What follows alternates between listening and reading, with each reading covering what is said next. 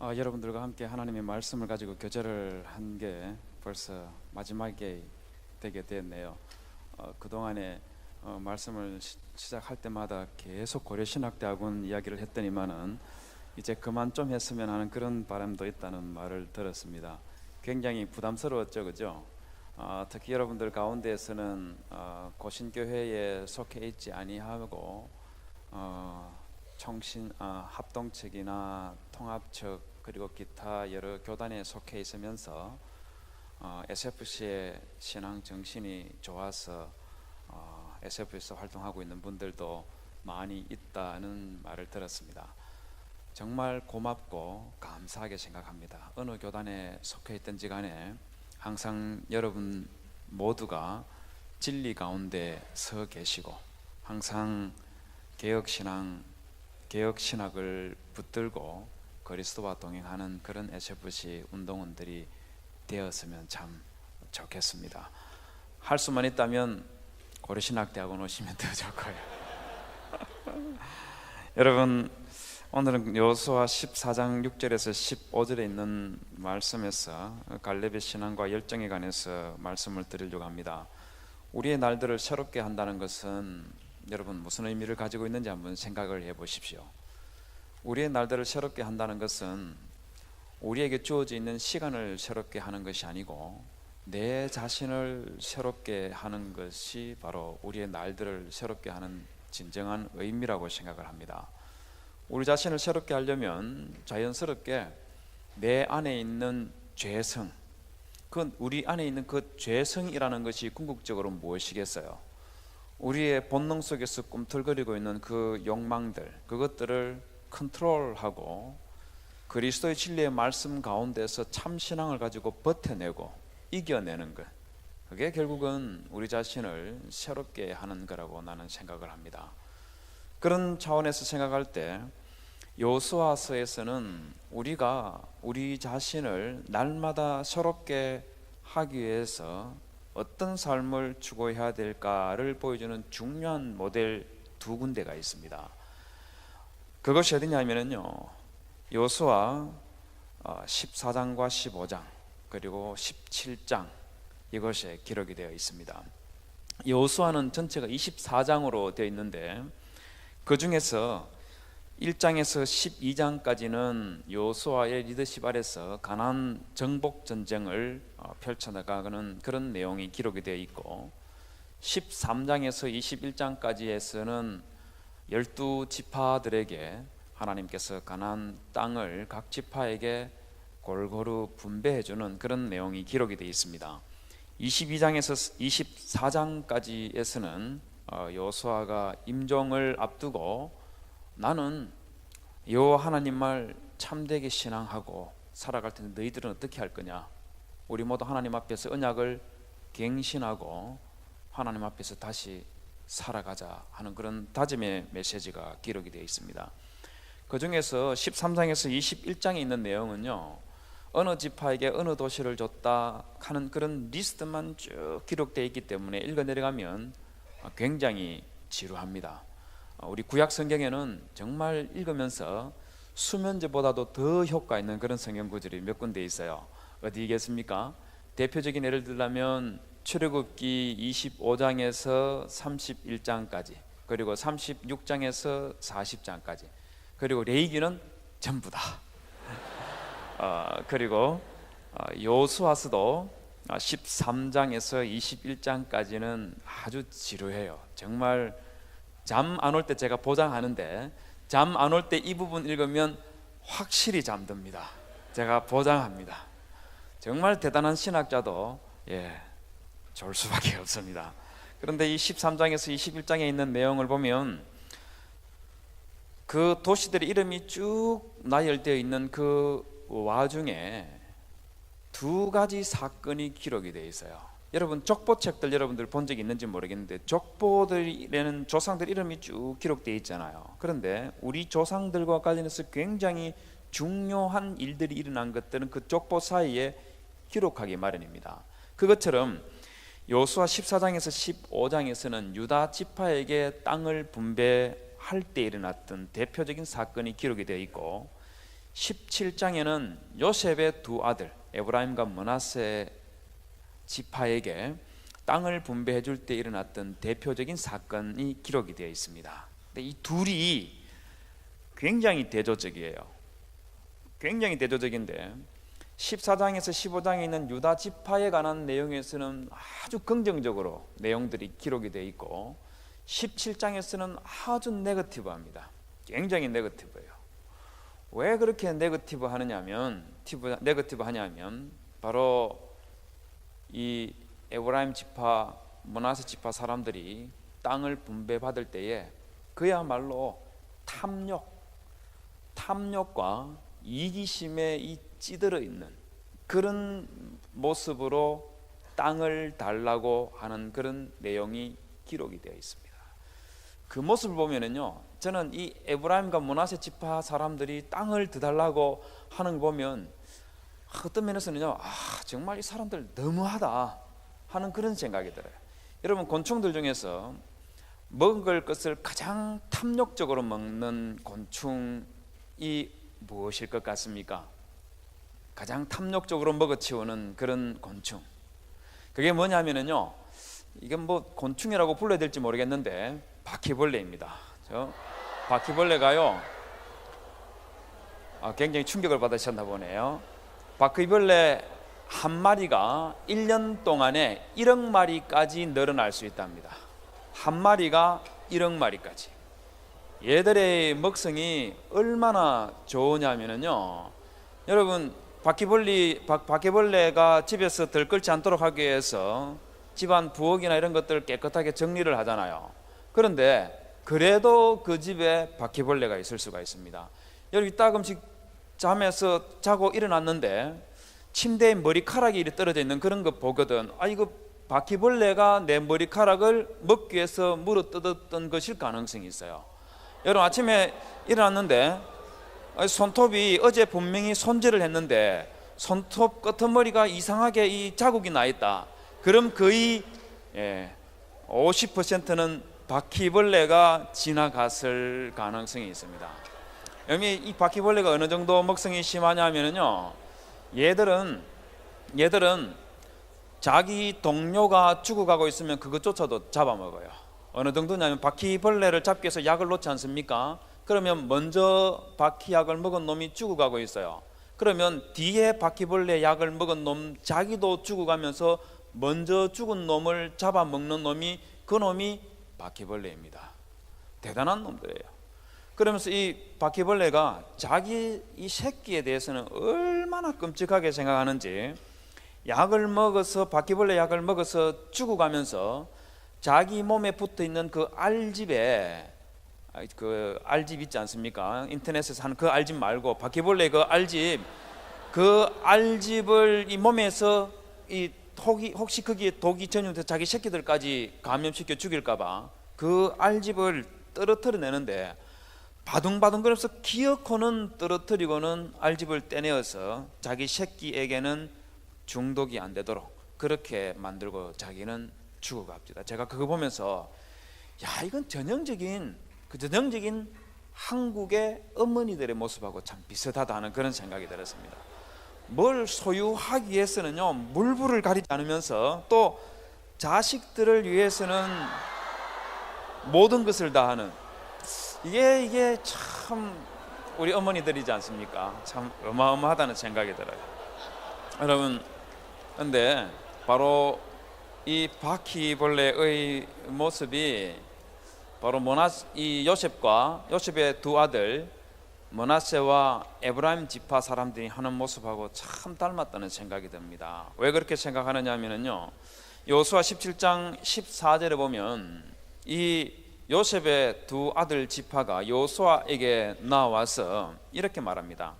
요셉의 자손이 여호수아에게 말하 이르되 여호와께서 지금까지 내게 복을 주심으로 내가 큰 민족이 되었거늘 당신이 나의 기업을 위하여 한 제비 한 분깃으로만 내게 주시면 어찌함이니까, 이렇게 말합니다. 지금 여호수아에게 와서 달려들고 있는 거예요.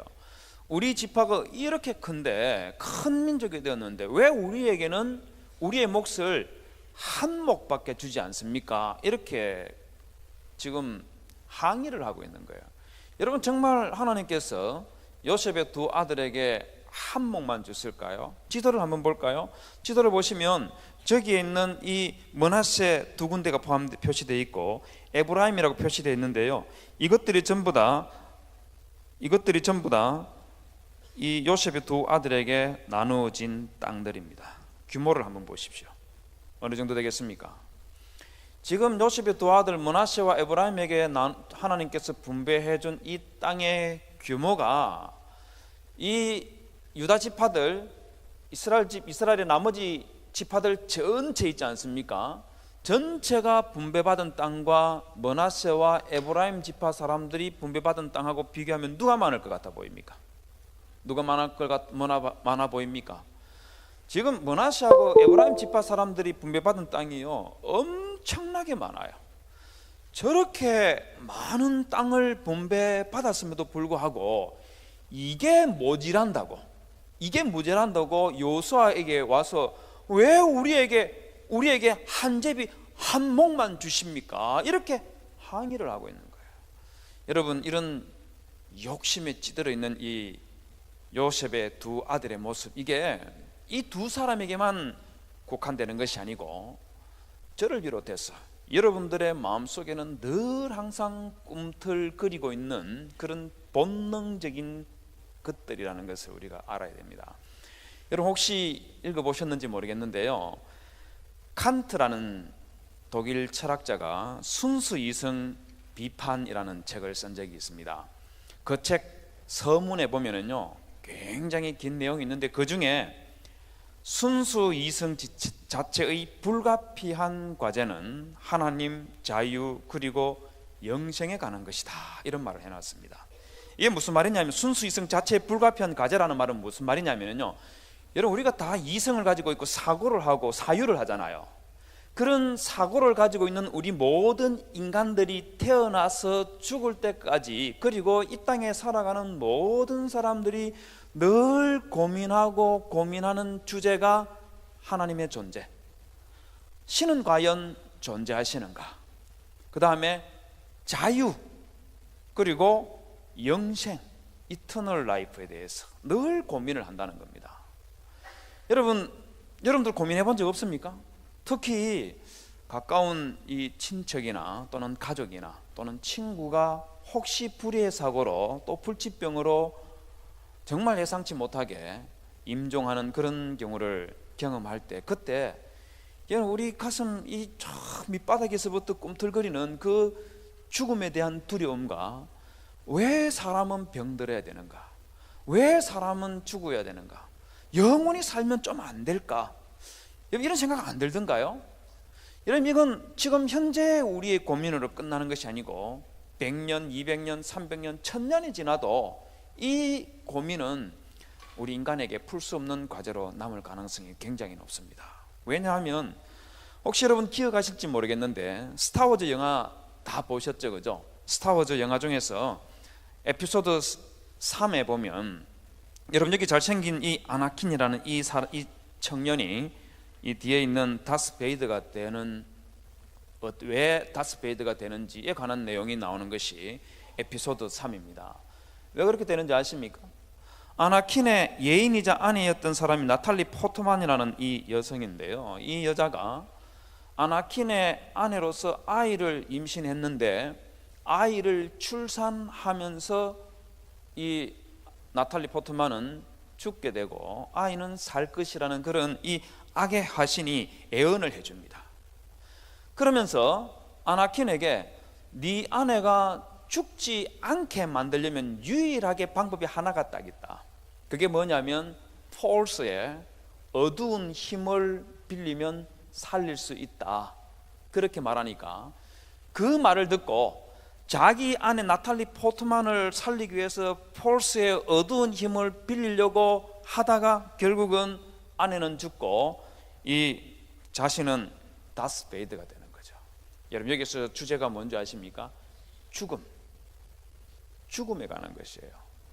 그런데 단지 죽음이 아니고 여기에 무슨 주제가 또 흘러가고 있냐면요, 왜 사람이 죽어야 되는가, 영원히 살 수 없는가 하는 주제가 똑같이 함께 흘러가고 있어요. 이 영화 끄트머리 가면 아나킨은 마침내 다스베이더가 되고, 그리고 오비안 케노비는 사막으로 도피를 하는 내용이 나오는데요, 그때 요다가 오비안에게 아주 인상적인 말을 합니다. 오랜 친구로부터 포스의 영이 되는 길을 배운 적이 있으니까 너는 언둔에 들어가면 열심히 훈련을 해라. 그러면 내가 너에게 포스의 영이 되는 길을 내가 가르쳐 줄게. 그렇게 이야기를 합니다. 우리 한글에서는요, 포스의 영이라고 이렇게 번역해 놨는데 영어 원문에서는 어떻게 되어 있냐면, 요다가 하는 말이 An old friend has learned the path to immortality. immortality가 무슨 뜻입니까? 영생입니다. eternal life를 좀 더 고상한 표현을 해놓은 게 immortality예요. 즉 영어에서는 포스의 영이 되는 길을 가르쳐 주겠다고 말하는 것이 아니고, 영생에 이르는 길을 한 오랜 친구가 배웠는데 그게 너의 스승 콰이겐진인데 그가 터득한 것을 내가 너희에게 가르쳐 주겠다, 그 말을. 제가 저 에피소드 3에 나오는 이 주제들, 이 내용들을 쭉 들으면서요, 굉장히 충격을 받았습니다. 왜냐하면 이런 별들의 전쟁이 이루어지는 그런 먼 미래의 세계쯤 되면 인간의 질병은 전부 다 뭐든지 다 고칠 수 있는 그런 시대가 있을 것이고, 인간의 수명도 뭐 100살까지 살고 뭐 그렇게 죽어가는 그런 거 말고요, 어쩌면 영원히 살 수 있는 그런 시대가 열리지 않을까, 그렇게 생각했는데, 저 스타워즈 에피소드 3에서는 아직 그 문제를 해결하지 못해가지고 아직도 여전히 영생에 이르는 길, 그 길에 대해서 논의를 하고 있다는 것에 대해서 굉장히 마음이 아팠습니다. 여러분, 이 영생에 가는 것을 왜 우리는 끊임없이 사모하게 되느냐면, 전도서 3장 11절에 보면 하나님이 모든 것을 지으시되 때를 따라 아름답게 하셨고, 또 사람에게 무엇을 사모하겠다습니까? 영원을 사모하는 마음을 주셨느니라. 그런데 불행하고 안타깝게도, 그러나 하나님이 하시는 일의 시종을 어떻게 했다고요? 사람으로 청량할 수 없게 하셨도다. 그러다 보니까 우리는 영생에 대해서 늘 관심을 가지고 있지만, 그러나 이 영생에 관해서 우리로서는, 인간의 이성으로서는 풀 수 없는 수수께끼로 남아있는 거예요. 칸트의 순수 이성 비판에서 영생에 관한 것, 우리는 끊임없이 고민하게 되고 궁금해하지만 풀 수 없는 과제인데, 이것만 있는 것이 아니고 자유, 프리덤, 리버티, 이건 역시 중요한 과제라고 그렇게 이야기하고 있습니다. 그런데 여러분, 칸트가 말하는 자유라는 게 뭐겠어요? 칸트가 말하는 자유라는 게 뭐겠습니까? 민주주의를 이야기할까요? 천만에요. 민주주의 이야기하는 거 아닙니다. 칸트가 말하는 이 자유라는 것은 고상하게 말들을 쭉 풀어가서 그렇지, 실상은 이 자유라는 것이 무엇이냐 하면은요, 우리 인간의 내면에 꿈틀거리고 있는 본능적인 욕망들 있지 않습니까? 그것들을 아무런 구애도 받지 않고 자유롭게 쟁취할 수 있는 것, 그게 바로 자유라는 거예요. 여러분, 그 본능적인 욕망이라는 것이 뭔지 아십니까? 세 가지가 있습니다. 여러분들의 가슴 속에, 머릿속에 늘 여러분들을 괴롭히는 본능적인 욕망 세 가지 뭐겠습니까? 식욕, 소유욕, 성욕. 이 세 가지가 우리를 끊임없이 괴롭히는 거예요. 그런데 칸트가 자유라고 말했던 것은 이것들을 내 마음껏 누려보는 건데, 그러나 내 마음껏 누려보는 그것들이 궁극적으로는 뭐냐면 본능의 노예가 되는 순간이에요. 본능의 노예가 되는 순간, 내가 마음속에 느끼는 그 욕망을, 내 욕구를 풀어버리는 것이 자유를 얻는 거라고 생각하는데, 그게 아니고 오히려 본능의 노예가 되는 순간이에요. 왜 본능의 노예냐면, 그렇게 누리는 자유가 아니고, 그렇게 누리는 본능의 이 욕구들을 자유롭게 쟁취하는 그 순간에 자유로움과 즐거움만 가득해 있는 것이 아니고 뭐가 따라옵니까? 대가가 따라오는 거예요. 대가가 따라오는 겁니다. 고통과 파멸이 따라오기 때문입니다. 성욕을 마음껏 한번 해소해 보십시오. 결과적으로 뭐가 따를 것 같아요? 가정이 무너져 버리는 겁니다. 인생이 무너져 버리는 거예요.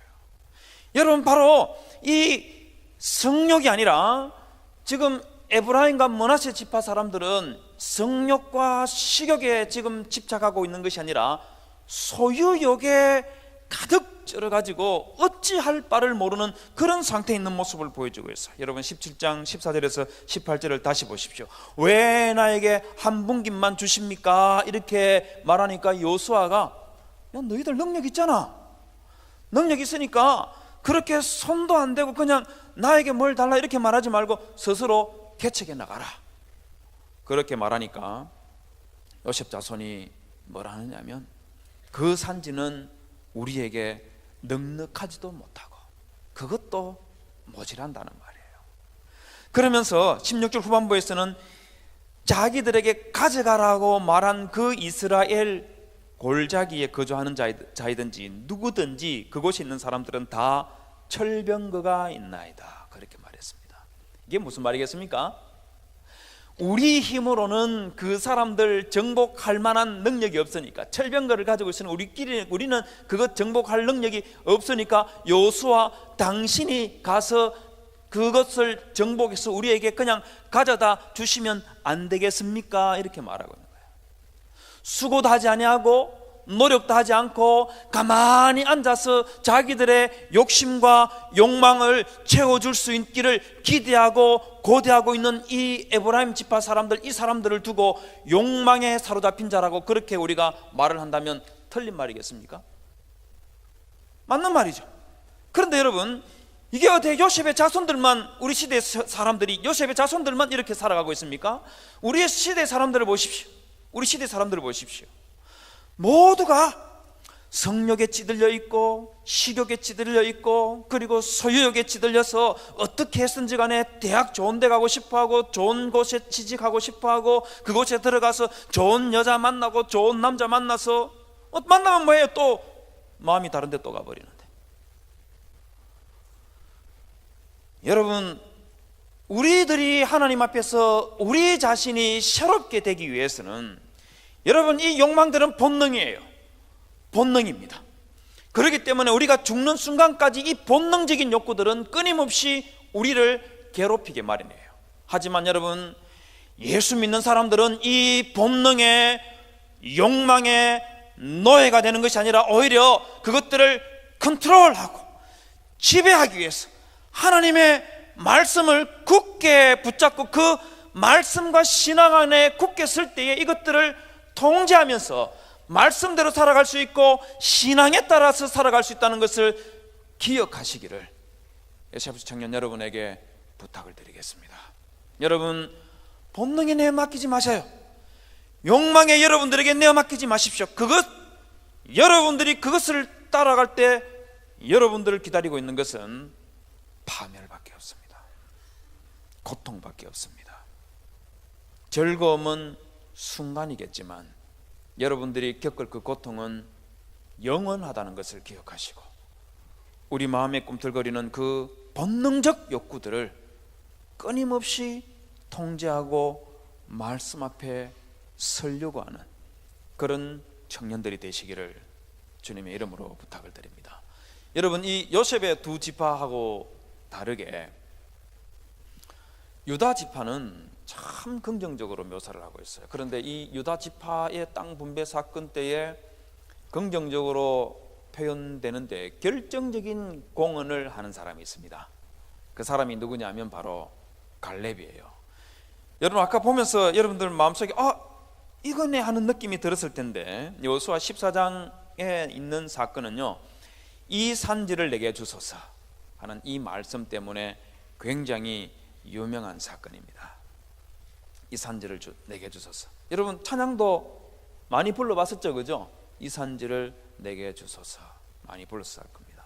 근데 여러분, 이 산지를 내게 주소서라는 말을 한 사람이 누구냐면 그 사람이 갈렙이에요.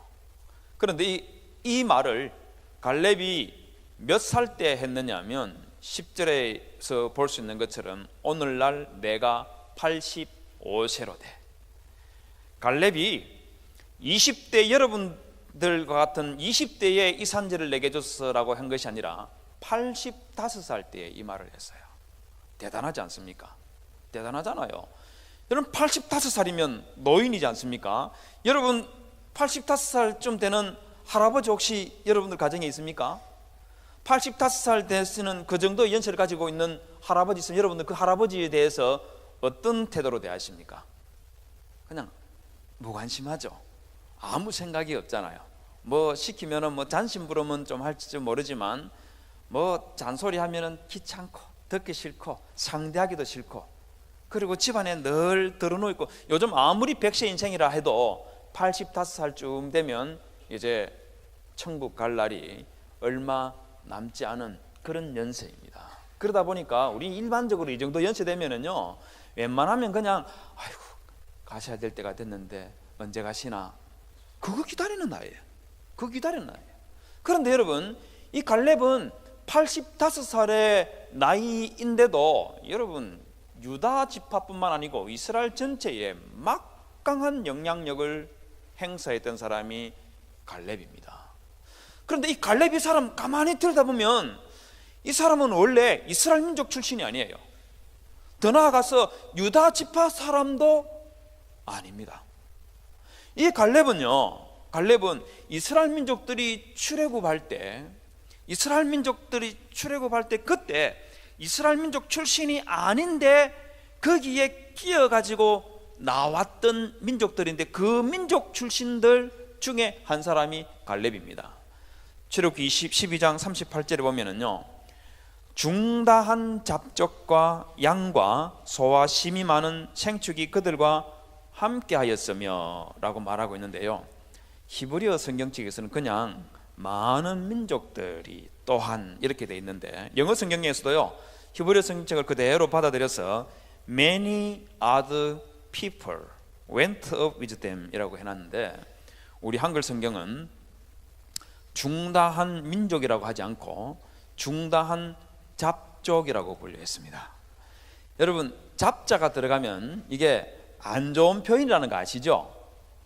잡채가 뭡니까? 당면에다가 집에 있는 음식 찌꺼기 이것저것 끌어 모아서 만든 거, 그게 원래 잡채의 원조입니다.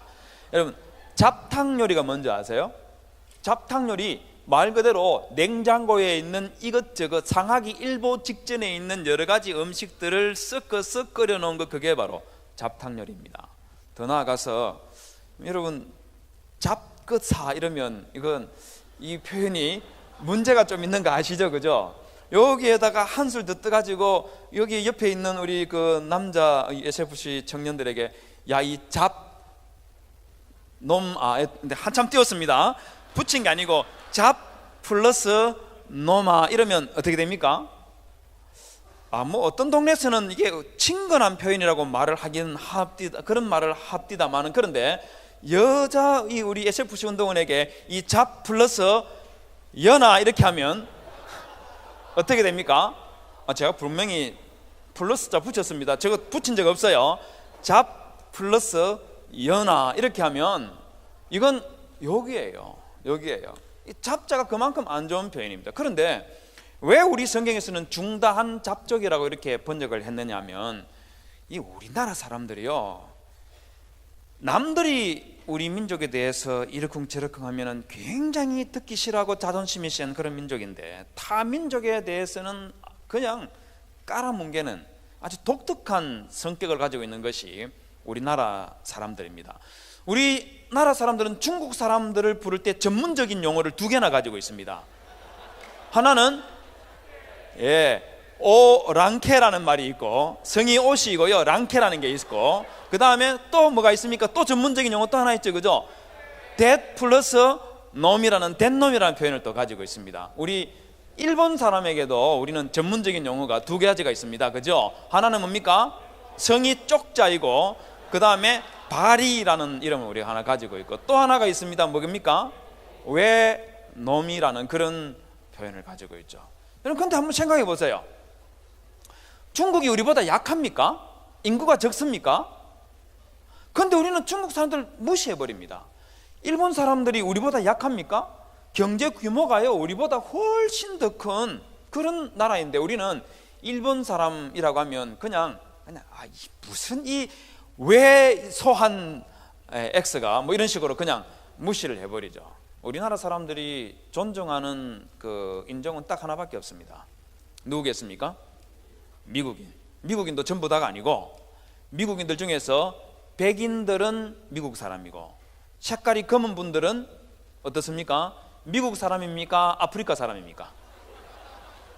태어나서 조상 때부터 미국 땅에서 살았음에도 불구하고 피부색이 검은 분들에게는 미국인이라고 생각하지 않고 아프리카 사람 취급하는 게, 아프리카 사람이라고 해서 죄송합니다. 제가 인종을 폄하하려고 하는 것이 아니고, 그게 우리나라 사람들이 가지고 있는 아주 나쁜 그런 성향이라는 거예요. 그런 성향을 가지고 있다 보니까 우리 출애굽기 12장 38절을 번역하면서 중다한 민족들이 이렇게 말하지 아니하고 중다한 잡족, 이스라엘 민족들 빼고 나머지는 전부 다 잡족이다, 그렇게 구분을 해버린 거예요. 그런데 저는 생각하기에 갈렙은 잡족이라고 불려도 되겠다는 생각이 듭니다. 왜 그러냐면, 여러분 여호수아 14장 6절에 보면 이 갈렙을 어느 민족 사람이라고 말하고 있냐면 그니스 사람이라고 그렇게 말했어요. 이 그니스 사람이 제일 먼저 등장하는 성경책 중에 하나가 어디냐면은 창세기 15장입니다. 거기 보면 하나님께서 아브라함에게 가나안 땅을 400년 후에 네 후손에게 주겠다고 그렇게 말씀하시면서 그 이유를 가나안 땅에 살고 있는 민족들의 죄가 아직 관영치 않았다고 그렇게 말합니다. 관영치 않았다는 말은 무슨 말이냐면요, 엄청 죄인인데 100% 꽉 차지 않았다는 말이에요. 100% 꽉 찼으면 소돔과 고모라를 멸망시켰던 것처럼 하나님께서 멸망시키고, 그리고 그 땅에 이스라엘 민족들 아브라함의 후손들을 살도록 할 텐데 아직 100% 이르지를 않았다는 말입니다. 그래서 100% 꽉 차는 그때가 되면 네 후손이 가나안 땅에 들어와서 차지하도록 해주겠다고 그렇게 이야기를 하고 있어요. 자, 그러면 보십시다. 그러면 이스라엘 백성들이 출애굽에서 가나안 땅으로 들어가는 그쯤에는 그 땅에 살고 있는 민족들의 죄가 어느 정도 됐다고 생각하면 되겠습니까? 100% 꽉 찼다고 봐야 되겠죠. 소돔과 고모라 사람하고 비교해서 조금도 손색이 없는 그 정도에 이르렀다고 그렇게 봐야 되겠죠. 바로 그 정도에 이르는 상태에 있는 민족들 10명의 리스트를 19절 이하에서 말을 하고 있는데, 두 번째로 언급된 민족이 그니스 족속입니다. 갈렙은 바로 이 그니스 족속에 속해 있는 사람이라고 여호수아 14장 6절에서 그니스 사람 여분네의 아들 갈렙 이렇게 말했어요. 그러니까 이 갈렙은 딱 한마디로 말해서 얘는 잡족 출신이네, 잡족 출신의 잡놈이네, 이렇게 말해도 과언이 아닐 정도로 굉장히 민족 자체가 아주 부정적인 그런 상태에 있을 때의 사람으로서 이스라엘 민족들이 출애굽할 때 어떤 이유로 이집트에 가서 살게 됐는지 모르지만 이스라엘 백성들이 출애굽할 때 함께 같이 나온 거예요. 그런데 이랬던 갈렙이 출애굽한 지 1년 되었을 때에, 1년쯤 되었을 때에 이 갈렙이 모세가 12정탐꾼을 가나안 땅으로 보낼 때 유다 지파의 대표로 뽑혀 나옵니다. 여러분, 정탐꾼이라고 이야기하니까 갈렙이 몸도 좋고 그냥 성질도 아주 그냥 더럽기도 하고 거기에다가 아주 범죄도 많이 저지른 그런 종류의 사람이다 보니까 그래서 스파이와 정탐꾼으로 차출됐나 보다 이렇게 생각할 수 있는데, 그게 아니고 여러분 민수기 13장 1절에서 8절에 있는 말씀에 보면은요, 여기 보면 정탐꾼으로 보내는 사람들을 어떤 사람을 뽑았냐면 2절에 보면 지휘관이라고 그렇게 말했어요. 3절을 볼까요? 3절에는 수령이라고 그렇게 말했습니다. 이 말들이 전부 다 무슨 말이겠습니까? 각 지파의 대장급 되는 사람들을 뽑아라, 그 말입니다. 그래서 8절에 보십시오. 에브라임 지파에서는 누가 나왔습니까? 여호수아가 나온 거예요. 유다 지파에서는 갈렙이 나왔습니다. 갈렙은 유다 지파 출신도 아니고 이스라엘 민족 출신도 아닌데 출애굽할 때 같이 나와서 1년 만에 유다 지파의 대표가 되는 그 신분까지 올라가 버린 거예요. 비결이 뭐겠습니까? 비결이 뭐겠어요? 한마디로 말해서 이 갈렙은 이집트에 있을 때 하나님께서 이집트에 내렸던 그 10가지 재앙들 있지 않습니까? 하나님께서 이스라엘 백성들이 건너가게 했던 그 홍해가 갈라지는 그 사건들 있잖아요. 그 다음에 하나님께서 만나와 메추라기를 먹여줬던 그 사건들 있지 않습니까? 시내산에서 하나님께서 강림하셨던 그 사건들 있잖아요. 그것들을 보고 이스라엘 민족들 가운데는 그것들을 봄에도 불구하고 하나님을 정상적으로 믿지 못하는 사람들이 있었는데, 갈렙은 그 일들이 목격하고 경험할 때마다 하나님을 자기 가슴 속에 깊이 새기고 또 새기고 또 새기면서 하나님께 올인하는, 하나님의 중심으로 살아가는, 하나님을 따라서만 살아가는 그런 사람으로 바뀌어버린 거예요. SFC 운동은 여러분, 저는 여러분들도 갈렙처럼 이런 신앙을 가진 그런 SFC 운동원들이 되시기를 주님의 이름으로 부탁을 드립니다. 모태신앙을 가지고 지금까지 20년, 25년의 세월을 지냈음에도 불구하고 아직도 그 마음에 신앙이 깃들지 않았다면 미안하지만 오늘 밤에 주무시지 마시고 통곡하면서 하나님 앞에 무릎 꿇기를 바랍니다. 그래서 그 신앙 없는 상태로 또다시 20년, 25년의 세월을 보내지 말고 하나님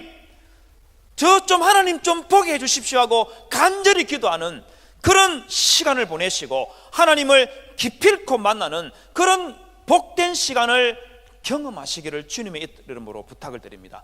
그래야만이 여러분들이 여러분들의 날들을 새롭게 할 수 있다는 것을 기억하시고, 아직도 내 마음에 예수 그리스도께서 자리 잡고 있지 못하고 아직도 하나님께서 살아계심을 믿지 못하는 그런 사람이 있다면 여러분, 내일 아침에 식사하지 마시고 점심 저녁 식사하지 마시고 굶으세요. 그리고 이 자리에서 기도하십시오. 하나님 만나게 해달라고 기도하십시오. 그래서 기필코 하나님의 살아계심을 경험하는 그런 청년 여러분들이 되시기를 주님의 이름으로 부탁을 드립니다. 여러분, 이 갈렙이요, 이때가 가나안 정탐꾼 사건 때이니까 이때 갈렙의 나이가 40살이었습니다. 이 갈렙이 45년이 지난 후에도 여러분, 이스라엘 백성들 가운데에 미치는 영향력은 절대적이었어요. 유다 지파에서 뿐만 아니고 이스라엘 전체에 미치는 영향력이 절대적이었습니다. 이유가 뭐겠습니까? 비결이 뭘까요? 그 비결이 뭐냐면요, 여호수아 14장에 보면 갈렙의 신앙 상태에 대해서 3번에 걸쳐서 언급을 합니다. 8절에 보면 나는 나의 하나님 여호와께 충성하였으므로, 9절에 그날에 모세가 맹세하여 이르되 네가 내 하나님 여호와께 충성하였은즉, 14절은 헤브론의 그니스 사람 여분네의 아들 갈렙의 기업이 되어 오늘날까지 이르렀으니 이는 그가 이스라엘의 하나님 여호와를 온전히 쫓았음이며, 3번에 걸쳐서 말하고 있어요. 이 중에 한 번은 갈렙의 85살 때 그 이후의 신앙 상태를 말하고 있고, 2번은 40살 때에 그가 가졌던 신앙을 말하고 있습니다. 어느 것이 40대일 것 같습니까? 어느 것이 40대의 갈렙의 신앙을 말할 것 같아요? 바로 8절과 9절입니다. 9절에 볼까요? 네가 내 하나님 여호와께 충성하였은즉 할 때 그날에 라고 했죠, 그죠? 그날에.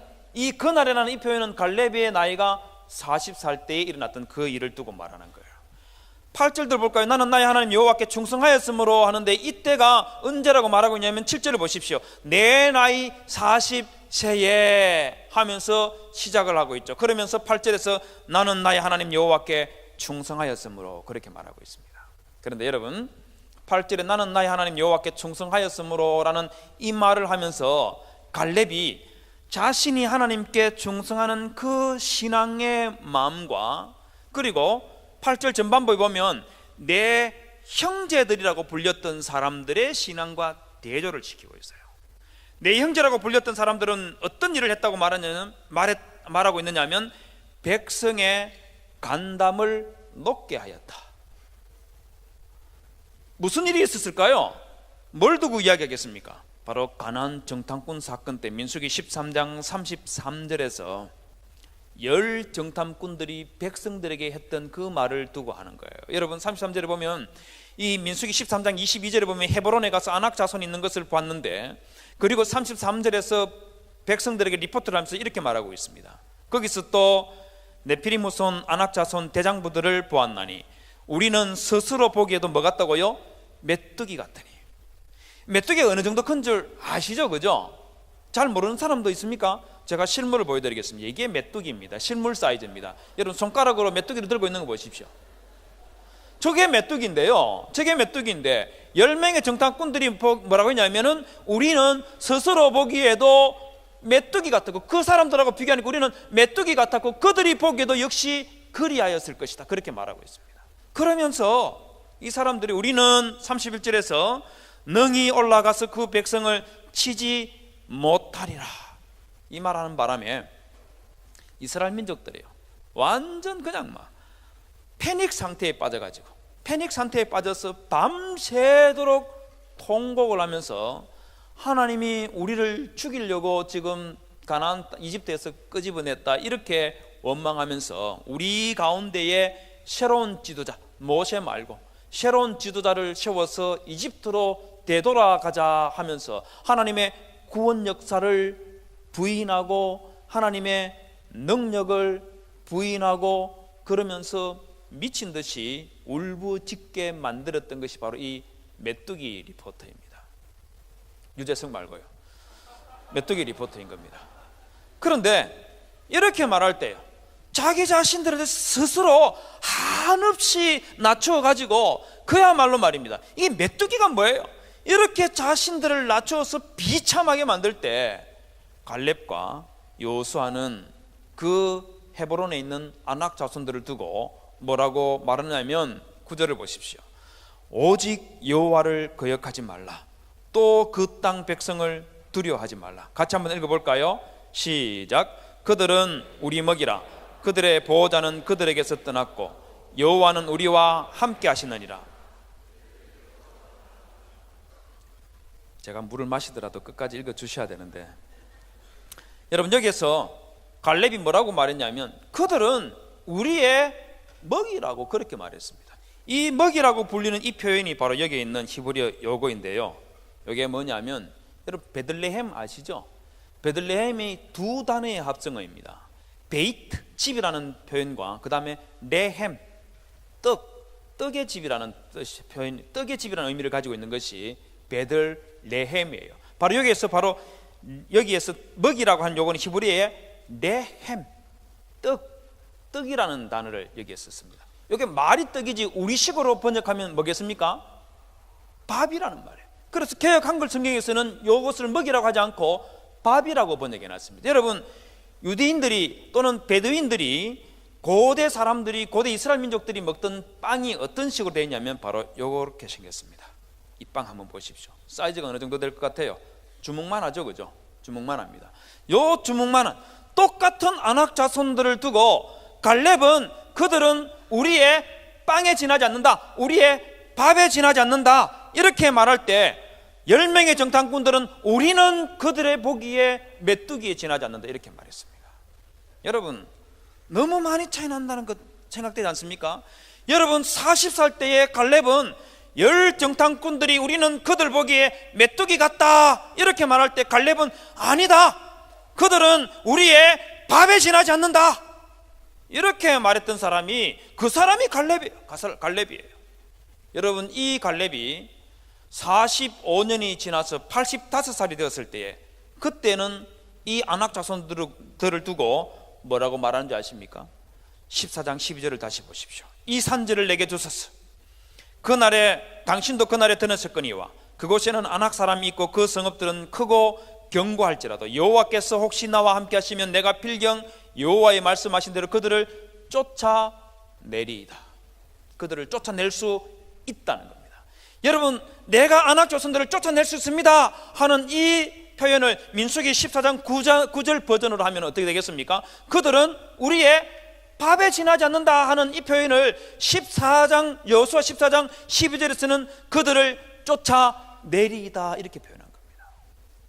갈렙의 눈에는 헤브론에 있는 이 아낙 자손들이 40년 전에도 밥에 지나지 않았고 85살이 된 45년이 지나서 지금 85살이 된 이 시점에서도 역시 그들은 갈렙에게 밥에 지나지 않는다는 말이에요. 여러분 한번 따라해 볼까요? 한 번 해병은 영원히 해병이다. 이런 거는 사실 따라할 필요 없는 겁니다. 그런데 이걸 한번 따라해 볼까요?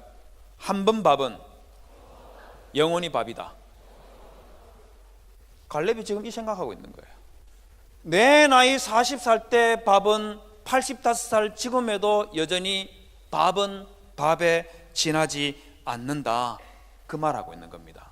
그런데 여러분, 갈렙이 말이에요, 열 정탐꾼들이 우리는 메뚜기에 지나지 않는다고 이렇게 말하는 그 대상 아낙 자손들을 밥에 지나지 않는다고 말할 때에는 무슨 생각에서 이런 말을 했을까요? 무슨 생각에서 이런 말을 했겠습니까? 갈렙이 아낙 자손들보다도 훨씬 더 힘이 셌기 때문입니까? 전투력이 뛰어났기 때문일까요? 아니면은 전략을 잘 짜는 지혜가 탁월한 그런 사람이었기 때문에 그래서 그들은 우리의 밥에 지나지 않는다 이렇게 말했을까요? 아니에요. 여러분 14장 4절을 다시 볼까요? 여호수아 14장 14절에 내가 필경 여호와의 말씀대로 그들을 쫓아내리이다 하는 이 말 앞에 무슨 표현이 있는지 보십시오. 뭐라고 해놨습니까? 여호와께서 혹시 나와 함께 하시면 이라고 말하고 있어요. 여러분 민수기 14장 9절 한번 볼까요? 여기도 보면 역시 뭐라고 했습니까? 그들은 우리의 밥이다 라고 말하고 나서 그들의 보호자들은 그들을 떠났지만 여호와는 어떻게 하고 있다고요? 우리와 함께 하시느니라.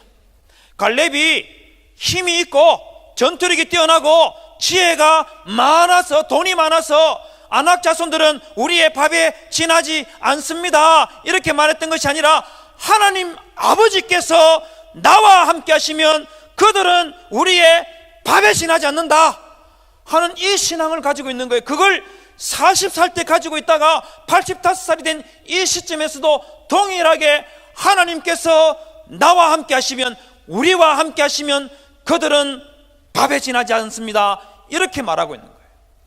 SFC 운동원 여러분, 여러분들의 가슴에도 전능하신 여호와 하나님 우리의 아버지께서 나와 함께 하시면 내가 모든 것을 할 수 있다는 그런 믿음을 가지시기를 주님의 이름으로 부탁을 드립니다. 저는 중국 북경을 여행을 다녀온 적이 있어요. 북경에 갔더니만은 용경협이라는 것을 가게 됐는데, 이 용경협이요 아주 높은 산들 사이에 골짜기를 댐으로 이래 막아가지고 큰 호수를 만드는, 호수가 되게 만드는 그런 곳이었는데, 거기에 배를 타고 쭉 들어가는데요 정말 경치가 좋았습니다. 우리나라에서는 쉽게 찾아볼 수 없는 그런 절경이 쭉 펼쳐졌습니다. 배를 타고 한 10분쯤 쭉 타고 들어가니까 전부 다 경치에 막 그냥 도취가 되어서 너무너무 즐거워하고 기뻐하고 그러고 가고 있는데, 갑자기 그 배를 탄 우리 일행 중에 한 사람이 저게 뭐예요? 저거 보세요 하면서 손가락을 하늘 높이 가리키는 거예요. 뭔가 싶어서 하늘 위를 쭉 보니까 가물가물거리는데 이 산과 저 산 사이에 줄이 하나 쭉 놓여져 있고, 거기에 어떤 정신 나간 사람이 대나무 하나를 들고 그 줄을 밟고 지나가고 있는 거예요. 외줄 타기를 하고 있는 겁니다. 제가 이걸, 여기 보십시오. 이 사람 보세요. 대나무 하나를 들고 걸어가고 있잖아요. 제가 저걸 딱 보는 순간 와, 얼마나 놀랍는지요. 제가 보기에 거기서 떨어지면 바로 적사예요. 너무 높아가지고 떨어지면 밑에 물이 있어도 그건 번지 점프 정도, 전번지 점프 이 정도는 아무것도 아니고 떨어지면 바로 죽겠다는 생각이 들더라고요. 그런데 거기에 대나무를 하나 딱 들고 지나가니까 너무 놀라기도 하고 감탄스러워서 막 박수도 치고, 그럼에도 불구하고 미쳤는가 보다 뭐 이런 이야기도 막 하고 막 그랬는데, 근데 이거보다 더 놀라운 장면이 그 다음에 펼쳐졌습니다. 이 사람이 대나무 하나를 들고 쭉 지나가는데 그 다음에 글쎄 어떤 아저씨가 외발 자전거 있잖아요. 두발 자전거 말고 외발 자전거를 저 줄 위에 딱 올리더니만은 거기에 딱 타고 건너기 시작하는 거예요. 놀랍지 않습니까? 여러분 두발 자전거도 잘 못하잖아요. 근데 이 사람은 두발 자전거가 아니고 외발 자전거를 저기에 딱 올리고 타고 가는데 얼마나 가슴이 조아려지는지 걱정이 굉장히 많이 했습니다. 왜냐하면 저 줄 보십시오. 저기에 외발 자전거 실수로 주르륵 미끄러가면 앞에 대나무 들고 지나가고 있으면 뒤에서 탁 박으면 어떻게 되겠습니까? 바로 떨어져 죽잖아요. 그러니 얼마나 걱정이 되겠어. 저 사람이 잘해야 될 텐데 손을 꽉 쥐고 긴장이 돼가지고 그러고 쳐다보고 있는데 더 경악스러운 일이 있었습니다. 그게 뭐냐면 이 자전거 밑으로 줄을 두 줄로 매달아 내려가지고 그네를 만들어서 박그네 말고 그냥 그네 말입니다. 그네를 만들어 가지고 그 밑에 이 어떤 아가씨가 거기에 앉아 있는 거예요.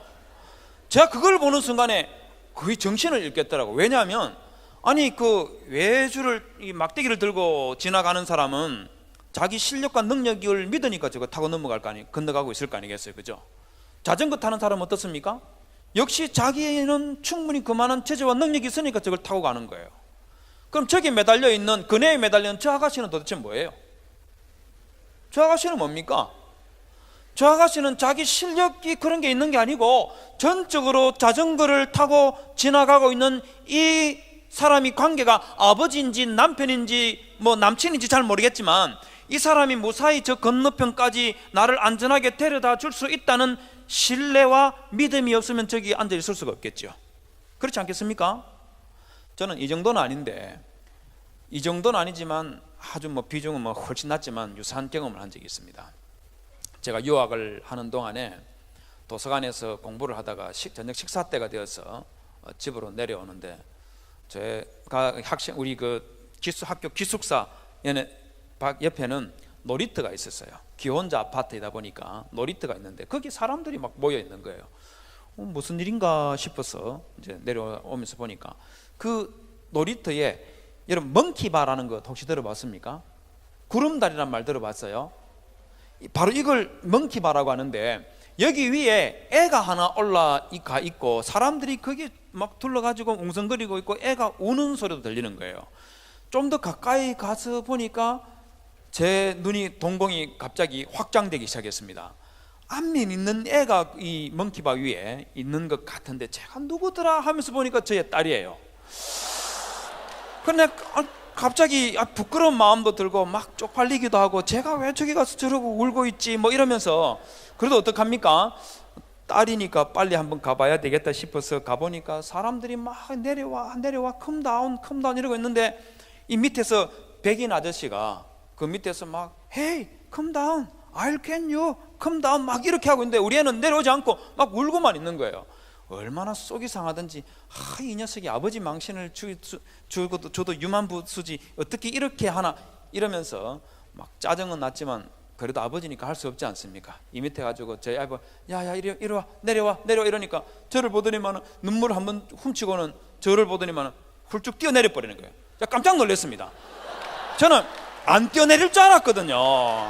뛰어내리는 거 봤다가 실수하면 떨어지지 않습니까? 그래서 설마 뛰어내리겠나 하는 생각에 야 이리 와 이렇게 했는데 뛰어내려 버리는 거예요.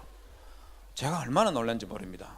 여러분, 얘가 왜 제가 뛰어내리라 하니까 뛰어내리겠습니까? 지금 백인 아저씨는요 저보다 키가 무려 20cm나 더 컸어요. 제 키가 이 170.5에서 171 그 간호사 아가씨가 기분이 좋으면 171이 됐다가 좀 간호사 아가씨가 컨디션이 좀 안 좋을 때는 170.5로 좀 내려가고 이 왔다 갔다 하는데 이 백인 아저씨 저보다 20cm가 더 커서 이 손을 쭉 뻗으니 멍키바 위로 손이 다 올라갔어요. 그러니까 내리라면 딱 붙잡으면 내려오는 건데 그 백인 아저씨가 내려올 때는 안 내려오고 저는 손을 쭉 뻗으니까 멍키바에 닿도 안 하고 한참 더 올라가야 되는데 정말 완전히 망신스럽게 말이에요. 이러고 있는데 저한테 훌쩍 뛰어내려 버리는 겁니다. 여러분, 왜 뛰어내렸겠습니까? 왜 뛰어내렸겠어요? 이유 하나도 없습니다. 내 딸이 뛰어내린 것은 내 키를 본 것도 아니고 내 힘을 본 것도 아니고 이유는 딱 하나, 내가 아버지이기 때문인 거예요. 내가 아버지이기 때문에 내 딸은 나보다 더 키 크고 덩치 좋은 사람에게 뛰어내리는 것이 아니라 저의 품으로는 기꺼이 뛰어내린 거예요. 마찬가지로 갈렙이 아낙 자손들을 보고 그들은 우리의 밥에 지나지 않습니다 할 수 있었던 것은 전능하신 하나님 아버지가 나와 함께 있으면 나는 저들을 물리칠 수 있습니다. 아버지가 나와 함께 하기 때문에 내가 할 수 있습니다는 그 신앙을 가지고 있었던 거예요. SFC 운동원 여러분들도 빌립보서 4장 12절에서 13절에서 말하는 것처럼 내게 능력 주시는 자 안에서 내가 모든 것을 할 수 있느니라 하는 이 신앙을 여러분 굳건하게 가지고, 여러분들이 혹시 비천할 때에 처하든지 풍부할 때에 처하든지 배 부른 상황에 있든지 배 고픈 상황에 있든지 아니면 풍부하든지 궁핍하든지 취업이 되든 되지 않든 여러분들의 인생이 밝아 보이든 어두워 보이든 가리지 마시고 주 예수 그리스도께서 나와 함께 하신다는 믿음을 굳게 붙잡고 어떠한 상황 속에서도 그리스도의 손을 붙잡고 하나님 아버지의 손을 붙잡고 일어서시는 그런 청년들이 되시기를 주님의 이름으로 부탁을 드립니다. 여러분, 또한 이 갈렙은요 40살 때부터 85살 때까지 세월이 그렇게 흘러도 변하지 않는 그런 신앙을 가지고 있었는데, 여기에 더해서 갈렙은 변치 않는 열정을 가졌던 사람이 갈렙입니다. 여러분, 사실 이 유다 지파 사람들 있지 않습니까? 갈렙이 함께하고 있는 이 유다 지파 사람들은요 참 지혜로운 사람들이었습니다. 여러분, 지혜롭다는 것을 뭘 지혜롭다고 생각하십니까? 일반적으로 우리는 지혜롭다고 이렇게 말하면 잘못 생각해가지고 이 잔머리를 잘 걸리는 사람, 이 기발한 이런 사람들을 지혜롭다고 생각하는데 사실은 그거 지혜로운 거 아니에요. 그건 지혜로운 거 아닙니다. 정말 지혜로운 사람은 어떤 사람이냐면 홀로 쓰려고 하는 사람이 아니고 여러 사람과 더불어서 인생을 함께 살아가고 삶의 무게를 함께 나누고 삶의 어려움을 함께 풀어갈 줄 아는 사람, 그 사람이 사실은 지혜로운 사람이에요. 유다 지파 사람들이 그랬습니다.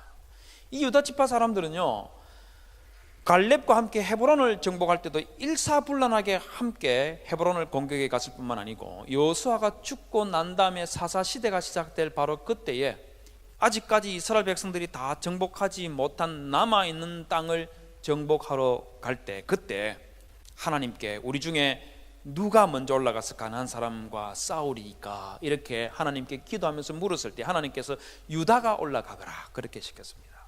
그러자 유다 지파 사람들이 바로 전쟁을 치르러 가는데, 근데 혼자 가는 것이 아니고 3절에 보면 그 형제 시몬 지파 사람에게 가서 이르되 나의 제비 뽑아 얻은 땅에 나와 함께 올라가서 가나안 사람과 싸우자. 그리하면 나도 너의 제비보다 얻은 땅에 함께 가리라. 이렇게 말하면서 시몬 지파 사람에게 함께 싸우러 가자 그렇게 청했던 사람이에요. 여러분, 이게 여러분 보시기엔 어떻습니까? 잘한 일 같습니까? 아니면 잘 못한 일 같습니까? 이건 굉장히 지혜로운 모습이에요.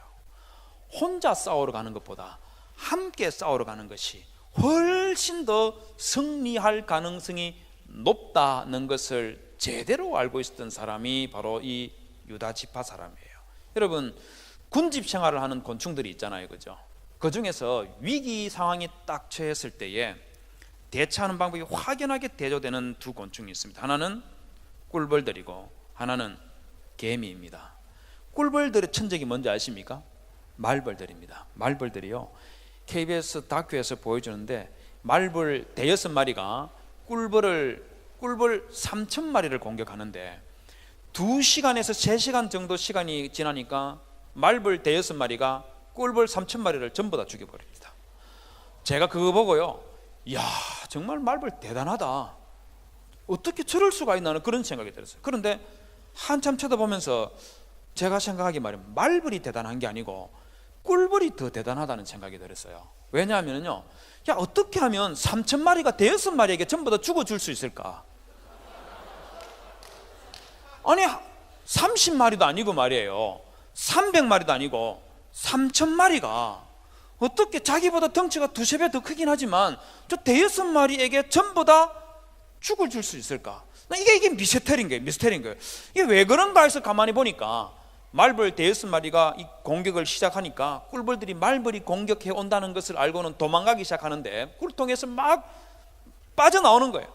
제가 도대체 어떻게 하면 3,000마리를 두세 시간 만에 다 죽일 수 있나 한번 카운트를 해보니, 계산을 해보니까 정말 쓸데없는 계산을 했는데요, 2초에 한 마리씩 죽여야만이 다 죽일 수가 있더라고요. 어떻게 이런 일이 가능한가 보니까 말벌들이 공격하니까 꿀통에 있던 이 꿀벌들이 도망쳐 나오는데 그냥 자연스럽게 말벌 앞에 나와가지고 나 죽여주세요 하고 거기에 목을 내미는 거예요. 그러니까 한번 딱 물으니까 도동강이 나서 떨어져 버리고, 자 그러면 물기만 하면 되는 거예요. 움직일 필요도 없고 가만히 앉아서 말벌들이 한 번씩 꼭 물으니까 죽어버리고 물어보니까 죽어버리고, 그렇게 해서 3,000마리가 다 죽는 겁니다. 제가 그거 보면서 이거 숫자가 많다고 해서 모든 것이 아니고, 아무리 숫자가 많아도 자기 혼자 살겠다고 뿔뿔이 흩어지면 이건 아무것도 아니구나 하는 것을 그때 비로소 깨달았습니다. 마찬가지로 여기에 앉아있는 SFC 대학 청년 여러분들의 숫자가 1,000명, 1,500명이 된다 할지라도 여러분들이 나 혼자 살겠다고 뿔뿔이 흩어지면 이 숫자는 아무것도 아닙니다. 나 혼자 살겠다고 흩어지기 시작하면 우리의 날들을 새롭게 하소서.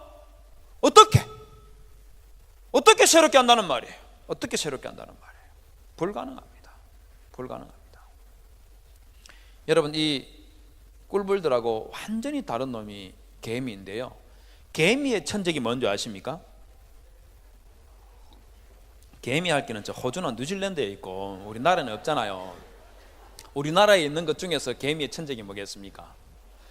개미를 제일 잘 잡아먹는 놈이 뭐냐면 사마귀입니다. 사마귀들은요, 개미를 딱 보면 그냥 거침없이 순식간에 10마리, 20마리 바로 잡아먹을 정도로 참 그런 놈이에요.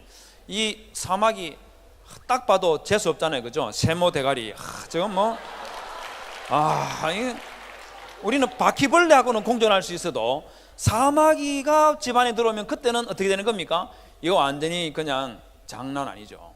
근데 이 KBS 역시, KBS에서요, 물고기, 새, 곤충들, 짐승들이 태어나서 성충이 되어서 살아가는 그 과정들을 쭉 보여주는데요, 사마귀도 역시 보여줬습니다. 근데 이 사마귀들은요, 짝짓기를 하는데 정말 재수 없더라고요. 이 사마귀는요, 생긴 것도 세모대가리 재수 없는데 짝짓기를 할 때 이 덩치가 암컷이 수컷보다 더 큽니다. 짝짓기를 하기 위해서 수컷이 암컷 위에 딱 올라가니까 이 암놈이 손을 뒤로 딱 돌리더니만은 수컷의 머리를 잡더라고요. 저는 그걸 딱 보는 순간에 스킨십을 하는가 보다, 그렇게 생각하고 저 손을 이제 쳐다보고 있으니까 갑자기 암놈이 다리에 이 힘을 팍 주니까 순놈의 머리가 뚝 떨어져 버리는 거예요. 여기 보세요, 머리가 뚝 떨어져 버리는 거예요. 저걸 딱 보는 순간에 제가 왜 순놈의 머리를 떼지? 이게 사마귀 순놈의 머리는 레고 대가리인가? 저걸 뗐다가 나중에 짝짓기가 다 끝나고 나면 다시 이걸 붙일 수 있는 건가? 아니, 보통 일반적으로 사람이든 곤충이든 뭐든 머리가 떨어져 버리면 이건 다 죽는 건데, 아니 이게 왜 머리를 떼지? 이런 생각이 드는 거예요. 그렇지 않습니까? 이 사마귀 암컷 수컷이 부부 싸움하고 있었다면 그러면 머리를 떼면 이게 죽이는 거구나 이래 싶은데, 짝짓기를 하다가 머리를 떼버리니까 이게 도대체 무슨 상황이지? 저걸 붙이면 붙어지나? 이런 생각을 하고 쳐다보고 있는데, 이 암놈 사마귀가 그 머리를 떼가지고 입으로 우적우적 씹어먹는 거예요. 제가 그걸 보는 순간에 만정이 다 떨어져서, 이런 변태 엽기적인 놈, 저런 놈이 다 있나?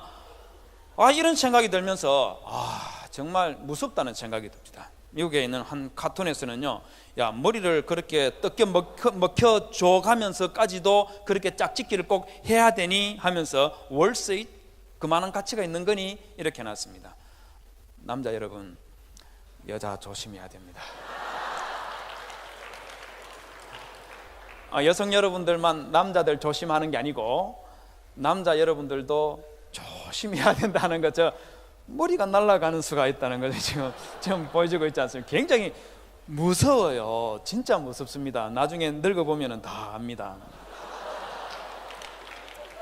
그런데 이 사마귀가 개미를 보면 미친 듯이 잡아먹는데, 개미들은 그냥 먹히고 가만히 있는 것이 아니고, 사마귀가 개미들을 잡아먹을 때, 그때 개미들이 사마귀에 달라붙어 가지고 10마리, 20마리가 달라붙어 가지고 그 작은 입으로 사마귀를 물기 시작합니다.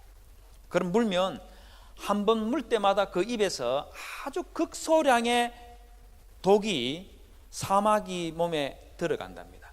한 번 물린 것 가지고는 아무 의미가 없는데 20마리, 30마리가 또 물고 또 물면 그 마침내 사마귀가 개미보다도 30배, 40배 이렇게 덩치 큰 저런 사마귀가 마침내 개미가 문 그 독에 중독이 되어서 죽어버립니다. 그러면 이 개미들이 이놈 끌고 가서 겨울 양식 만들어 버리는 거죠. 여러분, 여기에서 굉장히 중요한 것을 볼 수가 있죠. 꿀벌은 자기 덩치의 2배, 3배 정도 되는 놈 5-6마리에게 3,000마리나 희생을 당해도 아무것도 못하는데, 개미는 자기 덩치보다 20배, 30배나 더 큰 이 사마귀를 몇 마리 정도는 희생을 당하지만 함께 모여가지고 물고 또 물고 함께 싸우니까 이 덩치 큰 사마귀를 물리쳐내더라는 거, 먹이 삼아 버리더라는 겁니다. 여러분, 이거는 곤충의 세계에서만 그런 것이 아니고 우리 사람이 살아가는 곳에서도 역시 마찬가지입니다. 우리의 날들을 새롭게 하려면 내 혼자 힘으로 할 수 있는 것이 아무것도 없어요.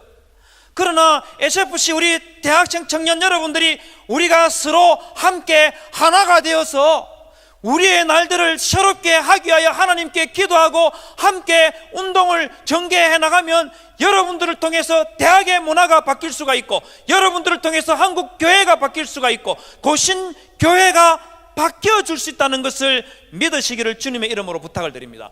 그건 혼자 할 수 있는 것이 아니고 우리가 함께 할 때 가능해진다는 것을 믿으시기를 바랍니다. 여러분, 유다 지파 사람들이 바로 그랬던 거예요. 시몬 지파 사람들, 여기 보시면 가나안 정복 시기에 이 시몬 지파 인구가 어느 정도 됐느냐면 유다 지파 사람들의 인구의 3분의 1이 되지 않았어요.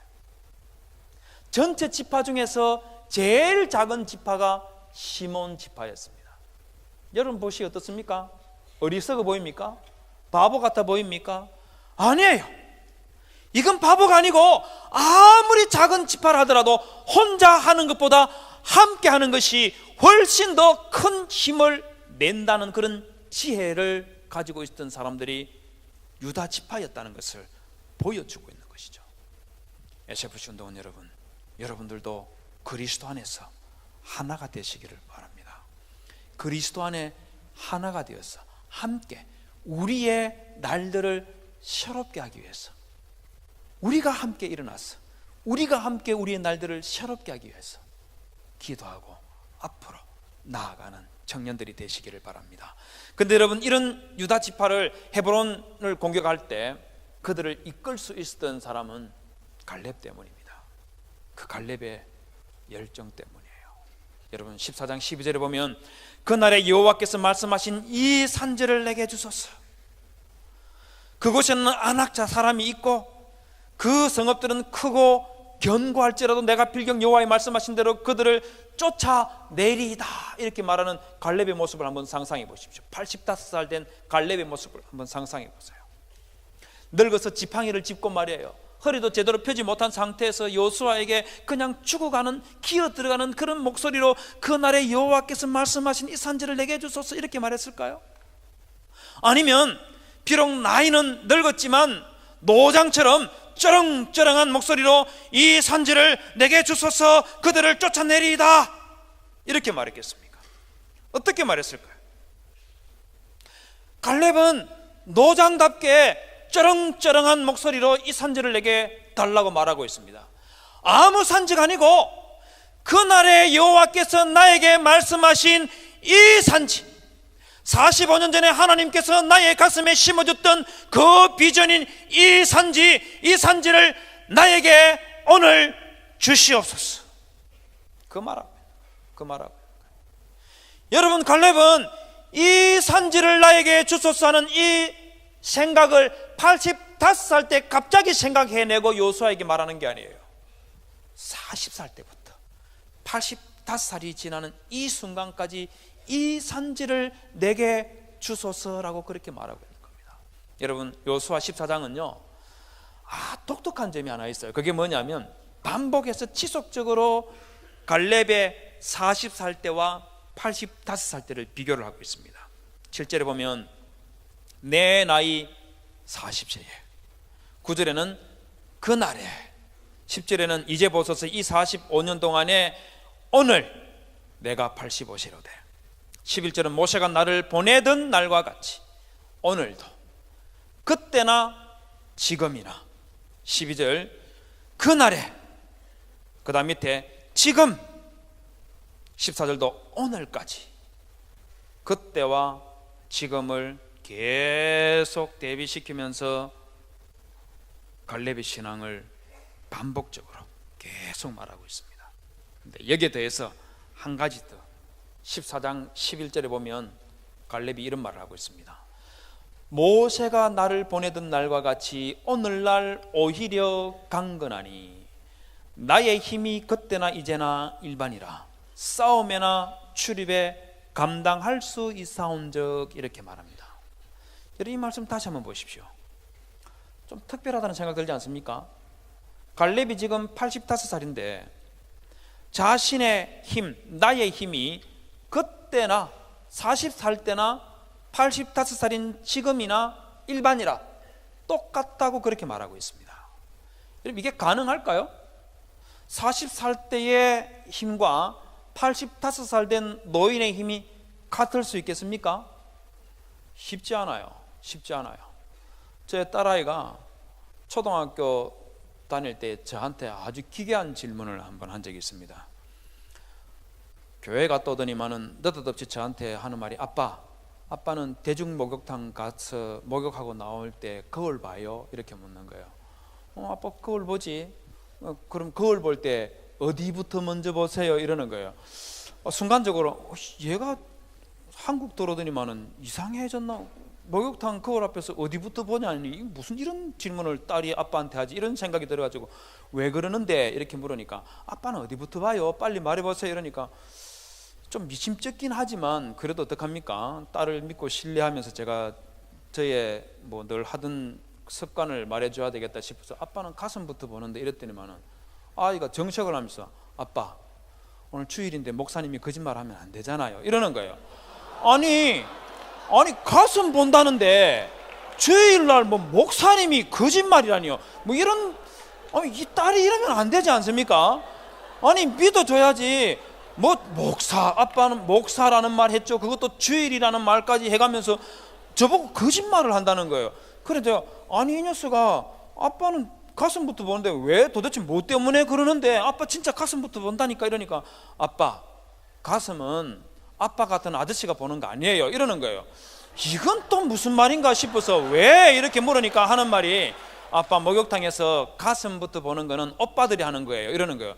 그건 또 무슨 말인데 이렇게 물으니까, 원래 오빠들은 운동도 안 하면서 목욕탕하고 나올 때 거울 앞에 서서 가슴에 근육이 좀 더 나왔는지 보는 게 오빠들이고, 아빠 같은 아저씨들은 가슴은 이미 다 끝난 거고 혹시 배가 좀 더 튀어나왔는지 그거 체크하기 위해서 배부터 본다는 겁니다. 그래서 제가 배부터 본다 이렇게 말해야지 정답인데, 배부터 본다 말 안 하고 가슴부터 본다니까 주일날 목사님이 거짓말 해도 돼요, 이렇게 나오는 거예요. 근데 제가 진짜 가슴부터 보거든요. 제가 미국에서 유학하는 동안에는요, 매일같이 발굽혀펴기를 300개씩 했습니다. 100번 하고 5분 쉬었다가 또 100번 하고 또 5분 쉬었다가 100번 하고, 컨디션 되게 좋을 때는요 한 번에 그냥 150회까지 한 게 제 맥시멈입니다. 150번, 130번, 120번 이렇게 해서 한 번에 하루에 400번까지도 해본 적이 있습니다. 많이 하는 거죠, 그죠? 청년 여러분 몇 회 하시나요? 굳이 물어보면 안 되는 거 제가 잘 알지만 한번 물어봐 드리는 겁니다. 제가 한국 들어와서 너무너무 바빴어요. 교회에서 사역을 해야 되지, 또 학교의 고려신학대학원에 와서 또 강의도 해야 되지, 고려신학대학원에서 강의하는 것, 이게 또 시간이 만만치 않지 않습니까? 고려신학대학원이 보통 학교가 아니지 않아요. 제가 벌써 5분 다 채웠습니다. 원장님에게 약속했던 5분 다 채웠고, 이제 더 이상 이야기 안 하겠습니다. 고려신학대학원은 미안합니다. 6분 말해서. 어쨌든 여기서 강의하고 교회 가서 사역하고 이러니까 너무 바쁜 거예요. 그러다 보니까 운동이고 뭐 이런 할 시간도 없고 그냥 바쁜 채로 살아가. 그런데 한 1년 이상이 좀 지나고 나니까 몸이 너무 피곤하고 찌푸둥했어요. 그래서 왜 이런가 해서 되돌아보니까 지난 1년 동안 운동을 한 번도 안 했다 하는 것을 깨달아졌습니다. 그래서 지금부터 다시 운동을 해야 되겠다 하는 생각에 당장에 엎드려서 발굽혀펴기를 했는데 몇 번 했을까요? 1년 만에. 10개라니요. 이건 너무 심한 거 아닙니까? 아니 그래도 한때 150번까지 맥시멈 할 때는 그랬다는데 10번이라면 도대체 나를 어떻게 생각하고. 제가 1년 만에 하는데 첫 해에 50번을 못 넘겼습니다. 50번도 많죠, 그죠? 부럽죠, 그죠? 남자 여러분들 부럽죠, 그죠? 1년 만에 하니까 50회를 못 넘겼어요. 50회를 못 넘겼습니다. 제가 이 말 하는 거는 제가 막 건강하고 뭐 힘 좋다 이런 거 말하려고 하는 것이 아니에요. 제가 무슨 힘이 있겠습니까? 제가 말하려고 하는 것은 모든 사람은 나이가 들어가면 힘이 약해지는 것이 자연스러운 겁니다. 그게 인생이에요. 뿐만 아니고 아무리 젊었어도 운동하지 않으면 힘이 약해지는 것, 그거 당연한 거 아닙니까? 그런데 갈렙이 85살이나 됐는데 40살 때와 똑같은 힘을 가지고 있다. 어떻게 했을 것 같아요? 어떻게 했을 것 같습니까? 말 그대로 갈렙은 말 그대로 하루 종일 40살 때부터 시작해서 85살 때까지 시나이 반도의 그 떼약빛, 그 사막의 그 뜨거운 그 날씨를 무릅쓰고 밖에 나가서 운동하고 전투력을 향상시키기 위해서 훈련하는 그런 일들로 세월을 그렇게 보냈던 겁니다.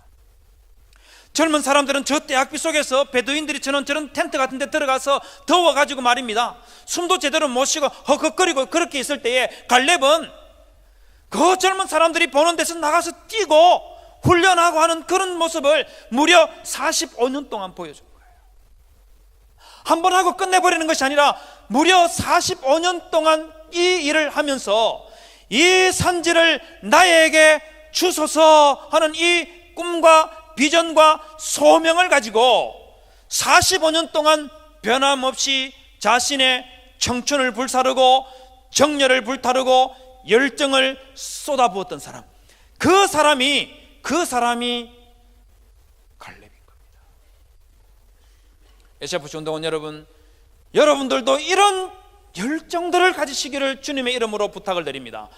20대에 잠깐 하나님 앞에서 살아보겠다고 그렇게 다짐했다가 30대 직장 생활하면서 그 다음부터 다 잃어버리는 그런 단세포적인 신앙이 아니라 20대 지금 여러분들이 대학 때에 가지고 있는 이 신앙과 열정을 그대로 가지고 갈렙처럼 80대가 아니라 하나님께서 부르실 바로 그때까지 변함없이 가지고 나아가는 그런 신앙과 열정을 가지시기를 주님의 이름으로 부탁을 드립니다. 여러분, 이 갈렙의 이 열정이 마지막 폭발하는 순간이 있어요.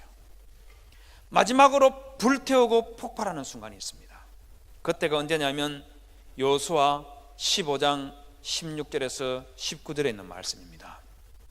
여기 보면 갈렙이 헤브론을 정복하고 난 다음에 그 다음에 유다 지파 사람들에게 이렇게 말합니다. 기랏 셰벨을 쳐서 그것을 취하는 자에게 내가 내 딸 악사를 아내로 주리라. 여러분, 이게 무슨 말인지 아시겠습니까? 헤브론 정복한 것으로 끝난 것이 아니고 아직도 다른 지역에 살고 있는 아낙 자손들이 있었는데 그들이 살고 있는 기랏 셰벨을 쳐서 점령하는 사람에게 내 딸 악사를 주겠다는 거예요. 그런데 말입니다, 이 악사가 몇 살쯤 됐을까요? 갈렙이 지금 85살이라 했는데 그럼 이 악사의 나이가 몇 살인 거죠? 갈렙이 25살에 낳았으면 악사는 60살이 될 테고, 그죠? 너뚱이를 낳아서 45살에 낳았다면 악사의 나이가 40살이 됐을 텐데, 지금 갈렙이 지금 뭘 하자는 거죠?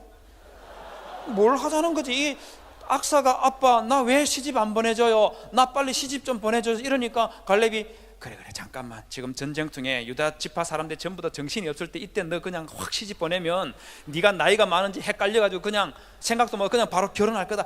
조금만 기다려라. 그래서 기라셰파를 쳐서 그것도 취하는 자에게 내가 내 딸 악사 줄게, 이랬을까요? 여러분, 조선 후기 때에 노처녀가라는 노래가 안동과 그리고 청송, 상주, 경주 지역에서 많이 유행했습니다. 노처녀가 내용이 보면은요, 인간 세상 사람들아 이내 말씀 들어보소 얼쑤 하고 났어요 말입니다. 그 다음에 답답한 우리 부모 가난한 좀스럼 양반이 양반인 채 된 채하고 처사가 불민하여 괴망한 일만 하니 단지 하나 있는 딸 늙어간다. 몇 살쯤 됐을까요? 제일 밑에 볼까요? 처녀 나이 42 나이가 적소 혼인 거동 차려주소. 김동희는 상차였고 아내가 죽었다는 말입니다. 리동희는 기처로다 이혼했다는 말입니다. 근데 이게 참 노처녀들이요 문제가 하나 있어요. 자기 주제를 잘 파악 못한다는 거. 여기 보실까요? 아름답다 나의 자태 묘하다 나의 거동 흐르는 세월에 아까울 손 늙어만 간다. 이러니 시집을 못 가는 겁니다. 이러니 시집을 못 가는 거예요. 여러분, 악사가 이랬을까요? 악사가 이랬을 거면 저는 아니라고 생각해요. 저는 아니라고 생각해요. 저는 41살에 제 막내 아들을 낳았습니다. 막내 아들을 임신을 했는데 누나하고 둘째 누나하고 나이 차이가 10살이 넘습니다. 막내 아들을 임신을 했는데 제가 깜짝 놀랐습니다. 왜 놀랐냐면 저는 딸 둘만으로 충분한데 아내가 임신을 했다니까. 성도님들이 혹시 저에게 말이에요, 기동년 목사가 아들 하나 더 낳아보려고 끝내 아들 하나 더 낳으려고 임신을 했나 보다, 이런 생각 가질까 봐. 그런데 태어난 게 아들이 아니고 딸이면 그럼 어떻게 되는 겁니까? 이 괜히 오해를 받을까 봐 참 염려가 되더라고요. 그래서 임신 3개월쯤 됐을 때에 산부인과 가서 이제 애가 정상적으로 자라는지 보기 위해서 초음파 검사를 하잖아요. 초음파 검사를 하는데 의사가 저에게 뭐라 하냐면, 부모님 이리 와보십시오. 이 애가 보니까 다운 증후군 양성 반응이 있는 것 같습니다, 이러는 거예요. 다운 증후군이 뭔지 아시죠? 그죠? 다운 증후군 양성 반응이 있다는 거예요. 제가 깜짝 놀라가지고 그러면 어떡하죠? 아직은 확실하지 않으니까 다음 달에 와서 양수 검사를 하자는 거예요. 그래 알겠습니다 하고 좀 기도하면서 한 달 뒤에 다시 찾아가서 갔더니만 양수 검사를 했는데, 그 의사분이 하는 말이, 양수 검사를 하고 나서 하는 말이 다운 증후군일 가능성이 50% 이상이다, 그렇게 말하는 거예요. 제가 굉장히 놀래가지고 각오를 해야 되겠구나 이런 생각 가지고 있는데, 의사분이 하는 말이 아직 50%이니까 확실하게 하기 위해서는 염색체 검사를 하면 된다고 하면서 염색체 검사를 또 하자고 그러더라고요. 그래서 제가 물어봤습니다. 그럼 염색체 검사를 해서 100% 다운 증후군이라는 것이 확인되면 그러면 고칠 수 있습니까? 이렇게 물으니까 고칠 수 없다는 거예요. 그럼 왜 염색체 검사를 해서 100% 단정을 지어야 되는 겁니까? 이렇게 물으니까 그거는 확실해지면은 부모님들이 알아서 뭐 유산도 시킬 수 있지 않을까요? 이제 유산을 권했다는 말을 피하려고 유산도 뭐 적어도 이러는 거예요. 그래서 제가 그 말을 딱 듣고 그런 것 같으면 염색체 검사 안 해도 되겠습니다. 뱃속의 아이가 다운 증후군이라 하더라도 이 생명은 하나님께서 저에게 주었기 때문에 저는 낳아서 키울 거기 때문에 굳이 염색체 검사 안 해도 됩니다. 그렇게 말하고 아내랑 그냥 손잡고 나왔습니다. 태어날 때까지 6개월을 기다리는데요, 정말 제가 기도 많이 했습니다. 하나님, 다운 증후군인데 지금이라도 뱃속에서 고칠 수 없습니까? 이런 기도도 하고 그렇게 6개월을 보냈어요. 한 5개월쯤을 보냈겠네요. 그리고 나서 출산을 하는데 아이가 태어났는데 간호사 아가씨가 기동년 씨 아들입니다 이러는 거예요. 근데 아들입니다 이 소리는 들어도 안 하고, 제가 제일 먼저 확인한 게 우리 아이의 고추가 달려있는지 확인한 게 아니고 얼굴부터 확인했습니다. 다운 증후군인지 아닌지 그거부터 보고 싶은 거예요. 얼굴을 딱 봤는데 다운증후군이 아니었습니다.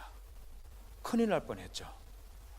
정상적인 얼굴을 가지고 태어난 것을 보고 그 다음에 아래를 보니까 고추가 달려있는 것을 보고 그제서야 아들을 얻었구나 하는 그런 즐거움과 기쁨이 제 마음에 쫙 퍼지는데 얼마나 기분이 좋은지요. 다운증후군이면 어떡하나 하는, 제가 전혀 다른 생각까지 하는 말 아닙니다. 장애 아이를 가지고 있는 부모님들의 마음이 어떻는지도 제가 충분히 이해했었고, 장애를 가지고 있지만 내가 키우겠다고 마음먹어도 이게 얼마나 힘든 일인지 마음고생을 충분히 해봤었는데, 그게 아니다 하는 것을 느끼고 나니까 그 다음에 저희 아이를 가슴에 탁 안았는데요, 막 머릿속에서 절로 시가 나오는 거예요. 그래서 제가 그때 불렀던 시가 너는 내 아들이라 오늘날 내가 너를 낳았도다. 이게 그냥 막 머릿속에서 시가 그냥 쫙 지나는데 너는 내 아들이라 오늘날 내가 너를 낳았도다. 이게 계속 제가, 여러분 41살에 낳은 아들이 얼마나 귀할까요? 그런데 갈렙이 악사를 낳았을 때는 저는 생각하기에 60살이 넘었을 때 낳았을 것 같아요. 왜냐하면 그 당시에는 결혼을 보통 13살에서 15살에 했는데 악사가 나이가 많았다 하더라도 25살은 넘지가 않았을 거예요. 그러면 갈렙이 한 60살 그 전으로 낳았다고 봐야 되는데, 그런 갈렙에게 악사는 어떤 존재이겠습니까? 너무 귀엽고 사랑스럽고 예쁜 그런 딸 아니겠어요? 그러다 보니까 악사가 시집 갈 때 아버지에게 나를 남방 땅으로 보내니까 샘물을 내게 주소서 하며 갈렙이 윗샘과 아랫샘 두 개를 줬다고 그렇게 말합니다. 여러분 이게 얼마나 대단한 줄 아시겠어요? 여러분 우리나라하고 다르게 이스라엘에 가면요, 우물 하나 팔려면 정말 엄청 고생을 해야 됩니다. 옆에 있는 이 우물, 이게요 브엘세바에 있는 아브라함이 팠던 우물로 그렇게 추정되는 우물인데 이게 깊이가 40m입니다. 40m예요. 옆에 있는 이 우물 보십시오. 계단 타고 쭉 내려가는 거 보십시오. 저 밑에 내려가지고 다시 사다리를 타고 또 내려가는 거 보십시오. 이게 이스라엘에 있는 우물이에요. 그래서 마을마다 집집마다 우물이 있는 것이 아니고 큰 마을 하나에 우물이 하나 있으면 잘 있는 거예요. 그런데 갈렙이 아버지에게 우물을 주십시오 하니까, 악사가 갈렙에게 우물 주십시오 하니까 갈렙이 악사에게 하나만 주는 것이 아니고 몇 개 줬다 했습니까? 2개나 줘버렸어요. 2개나. 그런 귀한 딸 이 악사를, 기랏 셰베를 점령하는 자에게 내 딸 악사를 주겠다 이렇게 말했습니다. 왜 그랬을까요? 왜 이렇게 사랑스럽고 귀여운 이 딸을 주겠다고 그렇게 말했겠습니까? 왜 그랬겠습니까? 이유는 단 하나입니다. 갈렙은 자기만 헤브론을 점령하는 신앙과 열정을 가지고 그렇게 역사 속에서 사라지는 것이 아니라 자신의 신앙과 열정을 그 다음 세대가 그대로 가지고 이스라엘을 위협했던 그 아낙 자손들을 모두 물리치고 이스라엘 민족들의 신앙의 걸림돌들을 전부 다 물리치고 나만이 아니라 우리 모두가 하나님 앞에서 새롭게 되는 그 날을 꿈꾸면서 이스라엘의 참 신앙이 심어지는 그것을 꿈꾸면서 나의 딸, 나의 가장 소중한 것까지도 내어놓겠다고 그렇게 말했던 사람이 바로 갈렙인 겁니다. 청년 여러분, 여러분들도 쉽지 않겠지만 갈렙과 같은 신앙을 가지시기를 주님의 이름으로 부탁을 드립니다. 여러분들이 가지고 있는 것 중에서 가장 소중한 것이 무엇인지 모르겠지만 여러분, 그것 우리 주 예수 그리스도 앞에 좀 내어드리면 안 될까요? 여러분들의 청춘이 가장 소중하면, 여러분들의 인생이 가장 소중하면 그 인생과 그 청춘 우리 하나님 앞에 좀 나눠드리면 안 될까요? 뿐만 아니고 우리 하나님과 우리 주 예수 그리스도의 이름으로 이 SFC를 위해서 여러분들이 가지고 있는 그 신앙과 그 청춘과 그 열정을 좀 나눠주면 안 될까요? 그래서 우리가 모두 다 함께 옛날과 같이 우리를 다시 새롭게 하소서. 그 노래를 부를 때 내가 먼저 그 노래를 부르고 내가 먼저 기도하고 내가 먼저 앞장서가면서 우리 모두가 새롭게 되는 그 날을 꿈꾸면서 하나님 앞에서 살아가는 그런 청년들이 되어 주십시오.